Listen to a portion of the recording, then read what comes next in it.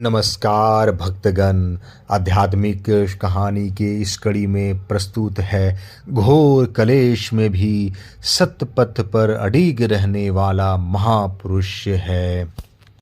जब भगवान विष्णु ने वामन रूप से बलि से पृथ्वी तथा स्वर्ग का राज छीनकर इंद्र को दे दिया, तब कुछ ही दिनों में राजलक्ष्मी के स्वाभाविक दुर्गुण गर्व से इंद्र पुनः उन्मुक्त हो उठे। एक दिन वे ब्रह्मा जी के पास पहुंचे और हाथ जोड़कर बोले, पितामह, अब अपार दानी राजा बलि का कुछ पता नहीं लग रहा है। मैं सर्वत्र खोजता हूँ पर उनका पता नहीं मिलता। आप कृपा करके मुझे उनका पता बताइए।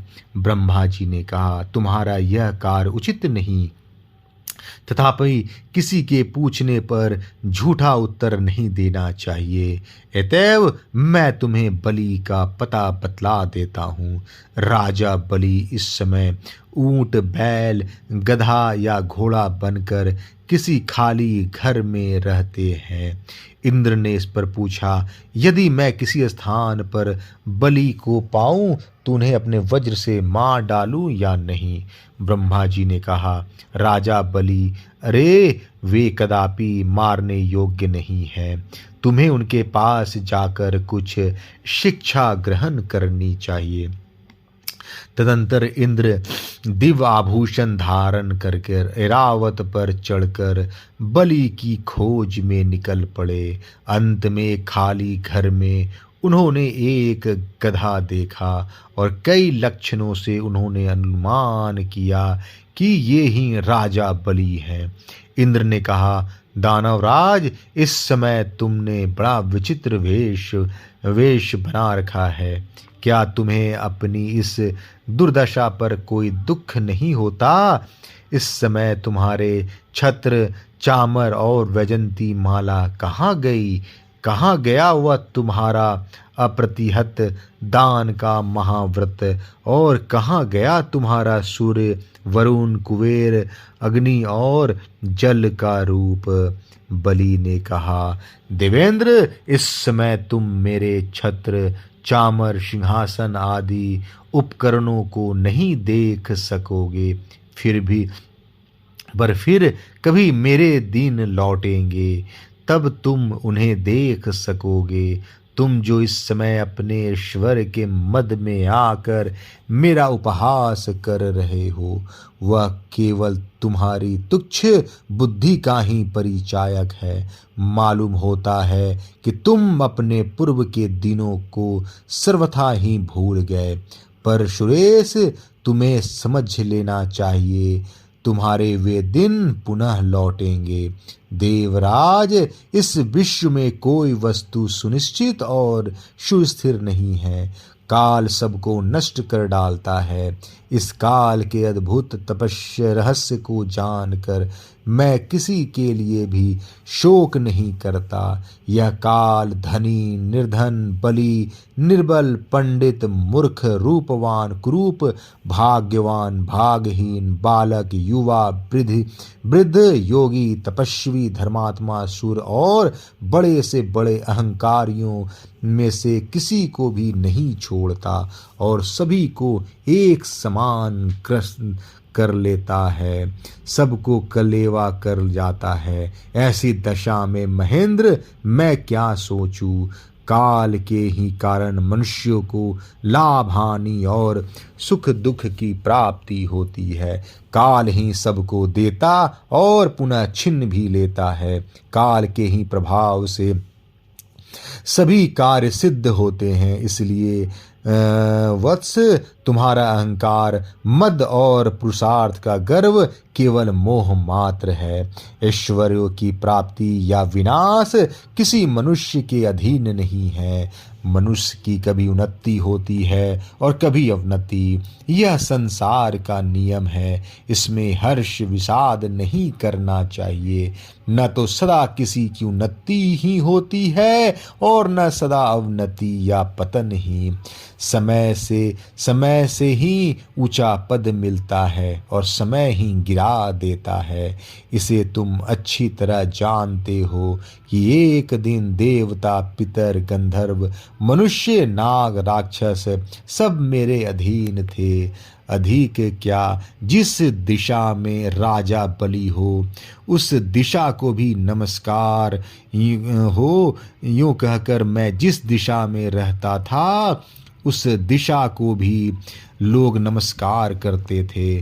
पर जब मुझ पर भी काल का आक्रमण हुआ, मेरे भी दिन पलटा खा गया और मैं इस दशा में पहुंच गया, तब किस गरजते और तपते हुए पर काल का चक्र न फिरेगा। मैं अकेला 12 सूर्यों का तेज रखता था।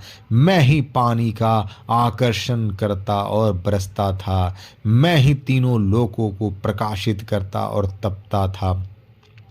सब लोकों का पालन, संहार, दान, ग्रहण, बंधन और मोचन मैं ही करता था। मैं तीनों लोकों का स्वामी था। किंतु काल के फेर से इस समय मेरा यह प्रभुत्व समाप्त हो गया। विद्वानों ने काल को द्रुतिक्रम और परमेश्वर कहा है। बड़े वेग से दौड़ने पर भी कोई मनुष्य काल को लांघ नहीं सकता। उसी काल के अधीन हम तुम सब कोई है। इंद्र, तुम्हारी बुद्धि सचमुच बालकों जैसी है। शायद तुम्हें पता नहीं है कि अब तक तुम्हारे जैसे हजारों इंद्र हुए और नष्ट हो चुके। वह राजलक्ष्मी, सौभाग्यश्री जो आज तुम्हारे पास है, तुम्हारी बपौती या खरीदी हुई दासी नहीं है। वह तो तुम जैसे हजारों इंद्रों के पास रह चुकी है। वह इसके पूर्व मेरे पास थी, अब मुझे छोड़कर तुम्हारे पास गई है और शीघ्र ही तुमको भी छोड़कर दूसरों के पास चली जाएगी।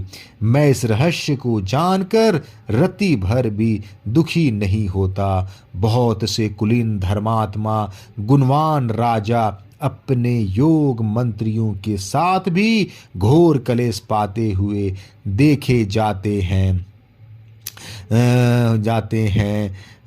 साथ ही इसके विपरीत मैं नीच कुल में उत्पन्न मूर्ख मनुष्यों को बिना किसी की सहायता के राजा बनते देखता हूँ। अच्छी लक्षणों वाली परम सुंदरी तो अभाग्नि और दुख सागर में डूबती दिख पड़ती है और कुलक्षणा कुरूपा भागवती देखी जाती है।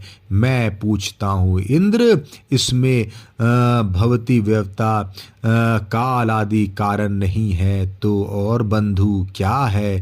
काल के द्वारा होने वाले अनर्थ बुद्धि या बल से हटाए नहीं जा सकते। विद्या, तपस्या, दान और बांधव कोई भी कालग्रस्त मनुष्य की रक्षा नहीं कर सकता।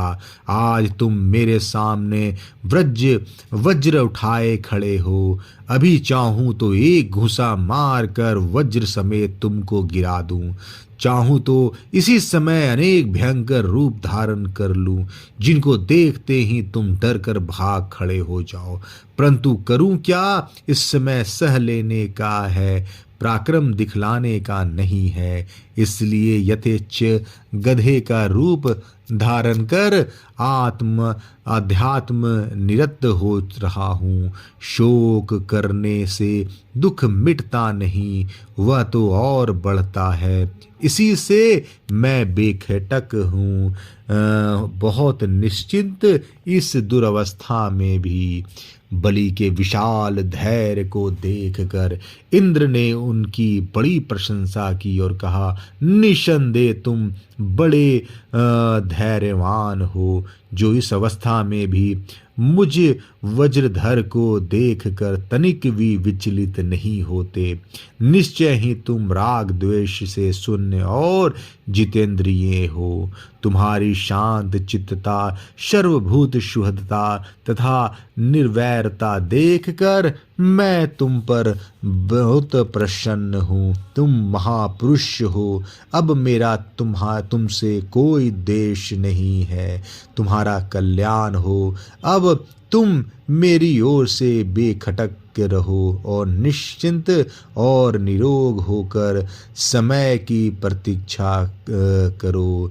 यूं कहकर देवराज इंद्र ऐरावत हाथी पर चढ़कर चले गए और बलि पुनः अपने स्वरूप चिंतन में स्थिर हो गए। जय श्री कृष्ण।